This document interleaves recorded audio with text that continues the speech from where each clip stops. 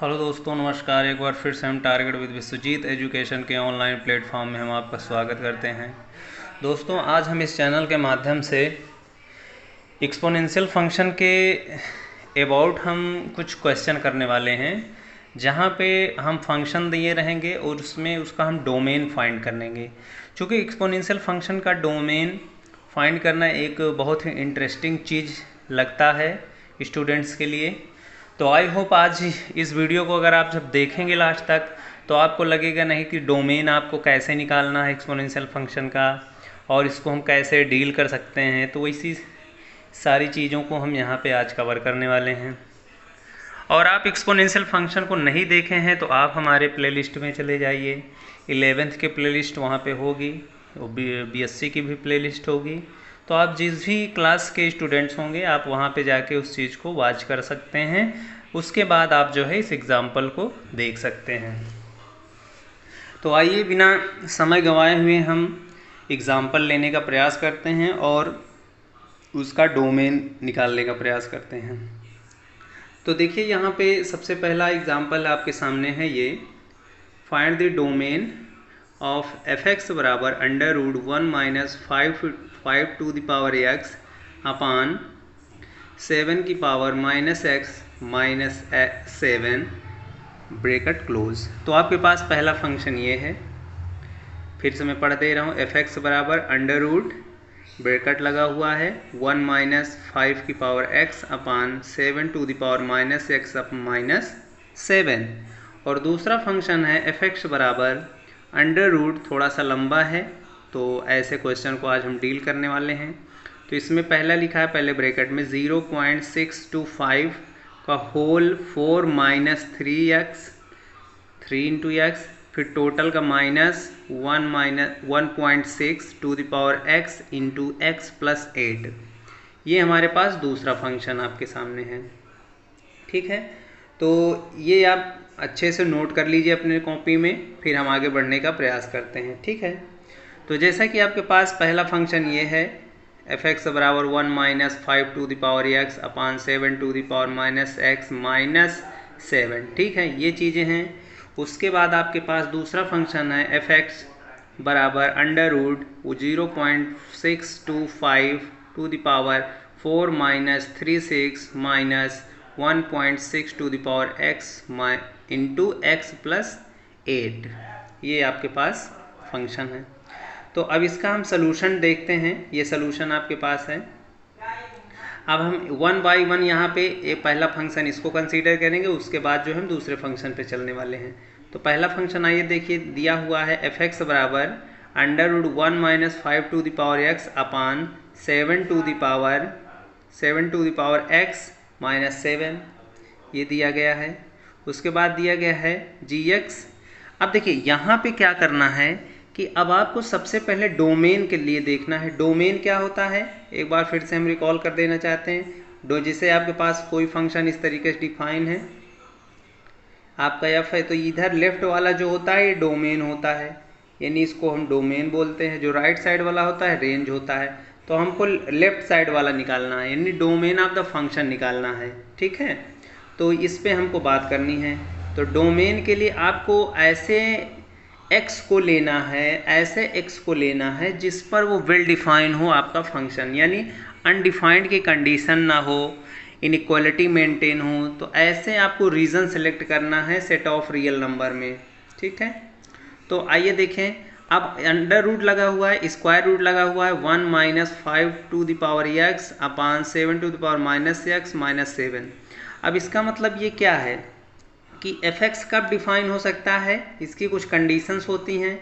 यानी f(x) तभी define हो सकता है जब इसकी वैल्यू, हम देखिए इसके अंदर की जो क्वांटिटी लिखी गई है उसको हम एक नया फंक्शन ले लिए gx। Suppose 1 - 5 to the power x upon 7 to the power -x - 7 greater equal to 0 लिखा हुआ है।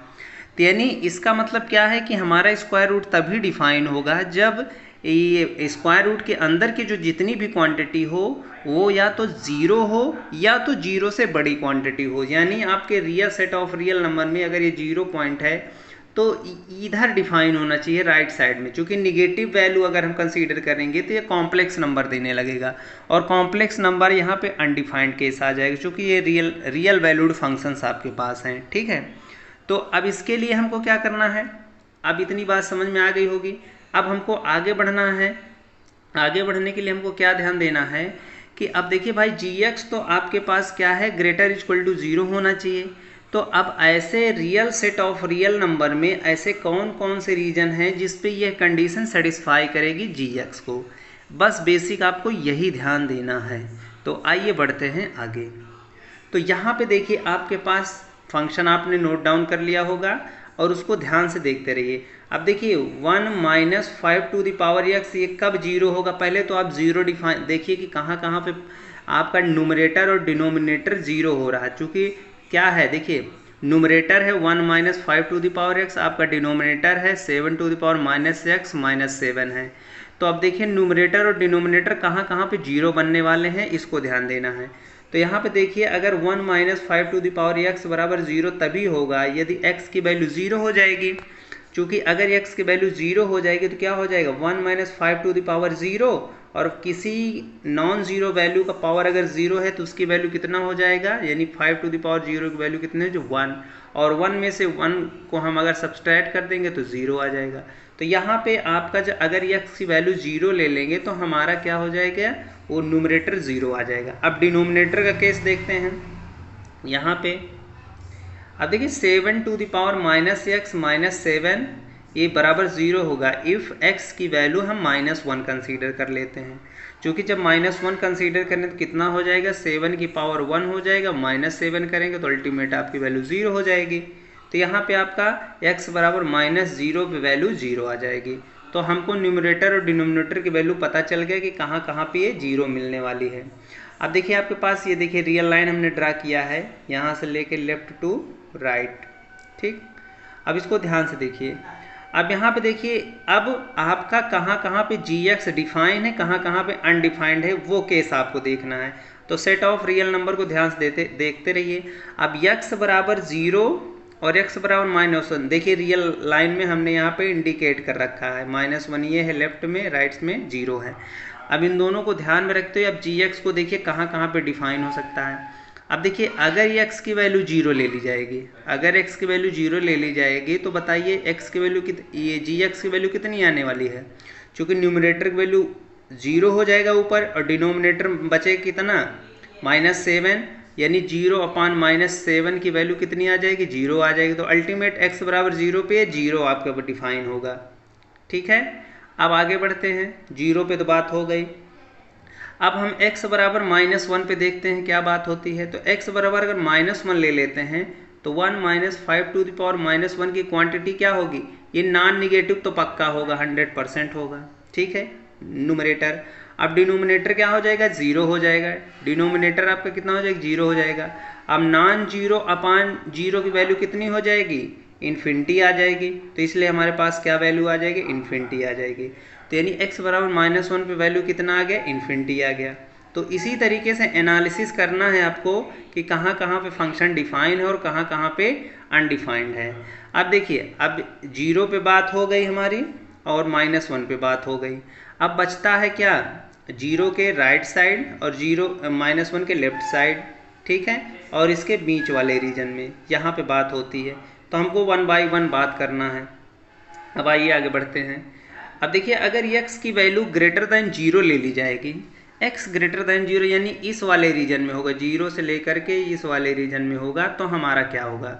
अब देखिए x अगर ग्रेटर दैन 0 हो जाएगा तो हमारे पास न्यूमरेटर की वैल्यू कितनी आएगी, न्यूमरेटर की वैल्यू क्या होगी, 1 minus 5 to the power x। x अगर ग्रेटर दैन 0 है तो इसकी वैल्यू क्या होगी, 1 से बड़ी आएगी हमेशा, 100%। ग्रेटर दैन क्या होगा, यानी 5 टू द पावर x की वैल्यू जो है हमेशा 1 से बड़ी आएगी। तो यानी इसकी क्वांटिटी जो होगी वो क्या होगी, निगेटिव होगी कि पॉजिटिव होगी, इसकी वैल्यू जो होगी हमेशा क्या होगी, निगेटिव हो जाएगी, ध्यान रखिएगा। इसी तरीके से डिनोमिनेटर की अगर हम बात करें क्या होगा, 7 की पावर जिससे ग्रेटर दैन 0 है तो 7 की पावर मान लीजिए x है और -7 ये भी वैल्यू क्या देगा, हमेशा निगेटिव देगा। आप चेक भी कर सकते हैं क्योंकि 7 की पावर -x नीचे चला जाएगा, इनवर्स यानी 1/7 टू द पावर x हो जाएगा, और जो कि 1 से छोटी होगी, और 1 से छोटी वैल्यू 7 से जब डिफरेंस लेंगे तो निगेटिव क्वांटिटी देगा। अब जब इसको हम अपान कर लेंगे तो हमारा क्या निगेटिव निगेटिव क्या बन जाएगा, पॉजिटिव वैल्यू बन जाएगी। तो हमारे पास अल्टीमेट जो हो जाएगा वो ग्रेटर देन कितना हो जाएगा, 0 आएगा इस केस में। तो अतः हमारे पास इस केस में भी पॉजिटिव वैल्यू दे रहा है। तो हम 3 रीजन में डिफाइन कर चुके हैं। पहला रीजन 0 पॉइंट पे, -1 पॉइंट पे, और दूसरा इधर राइट साइड 0 के राइट साइड हमारी वैल्यू पॉजिटिव आ रही है। तो इस सबको नोट डाउन करते रहिएगा। अब आगे बढ़ते हैं। अब देखिए, अगर हमारे पास x की वैल्यू जब -1 ले लेंगे तो वहाँ पे देखिएगा न्यूमरेटर और डिनोमिनेटर को अगर जब सॉल्व करेंगे तो हमारी वैल्यू पॉजिटिव दे रहा है, हमेशा देगी। आप इसको नोट डाउन कर लीजिएगा। तो इस रीजन में आपकी वैल्यू पॉजिटिव दे रही है, यानी डिफाइन है। अब देखियो, अगर अब बचता है रीजन हमारे पास क्या, हमारे पास रीजन बचता है -1 और 0।